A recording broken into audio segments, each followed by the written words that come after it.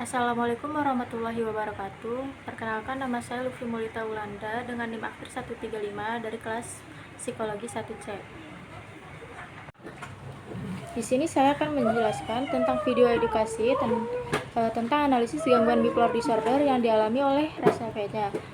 Gangguan bipolar atau yang dikenal sebagai gangguan afektif bipolar adalah salah satu bagian dari gangguan mood atau afektif dalam kasus psikiatri.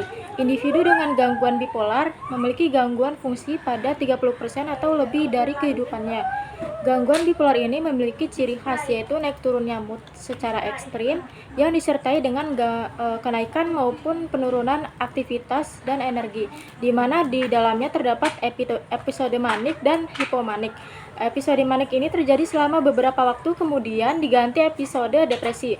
Episode depresi adalah suatu episode peningkatan euforia yang tidak realistis, sangat gelisah, dan aktivitas yang berlebihan.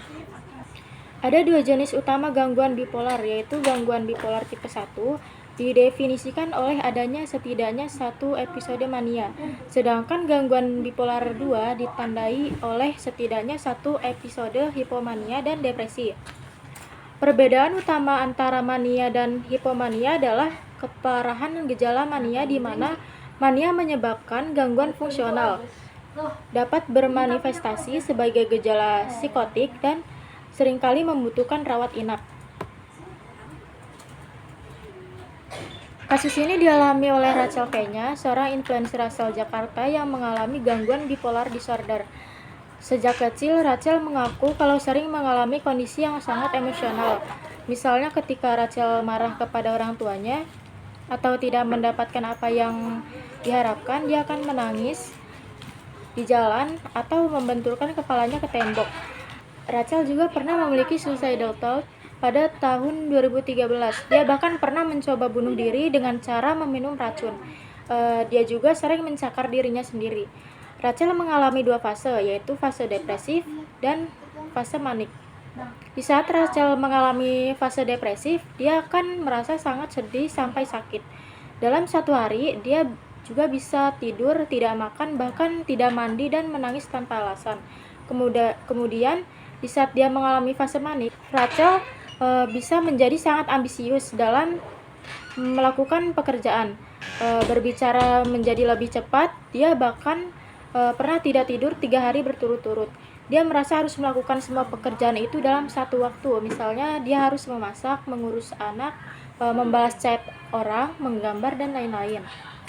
Dari peristiwa yang dialami Rachel, kita dapat ditemui gejala-gejala seperti ketika panik, dia akan mengalami sesak napas dan tubuhnya mengeluarkan bintik-bintik merah. Dia juga merasa kesulitan tidur, atau malah sebaliknya. Untuk Rachel yang menderita gangguan bipolar, dinamika psikologis membutuhkan pemahaman mendalam tentang berbagai sudut pandang teori psikologis. Salah satunya yaitu sosiokultural, di mana keadaan sosial subjek dapat meningkatkan tekanan padanya, terutama karena statusnya sebagai figur publik di media sosial. Tekanan dari industri hiburan, ekspektasi publik, dan keinginan untuk tampil sempurna dapat memperburuk gejala bipolar disorder dan mempersulit perjuangannya untuk pulih. Bipolar disorder ini bisa diatasi dengan beberapa terapi, diantaranya adalah terapi kognitif behavioral. Terapi ini membantu individu mengidentifikasi dan mengubah pola pikir dan perilaku yang mungkin memicu atau memperburuk episode bipolar.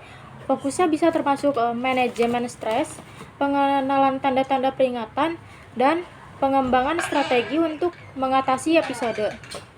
Yang kedua, ada terapi interpersonal dan ritme. Mengintegrasi aspek-aspek terapi interpersonal dan manajemen ritme sosial untuk membantu mempertahankan keseimbangan mood dan mengatasi masalah-masalah interpersonal. Yang ketiga, ada terapi kognitif. Terapi kognitif tradisional membantu individu mengidentifikasi pola pikir negatif yang tidak seimbang yang dapat mempengaruhi mood mereka. Fokusnya adalah mengubah pola pikir tersebut dan mengembangkan sikap yang lebih adaptif. Sekian penjelasan psikoedukasi dari saya. Wassalamualaikum warahmatullahi wabarakatuh.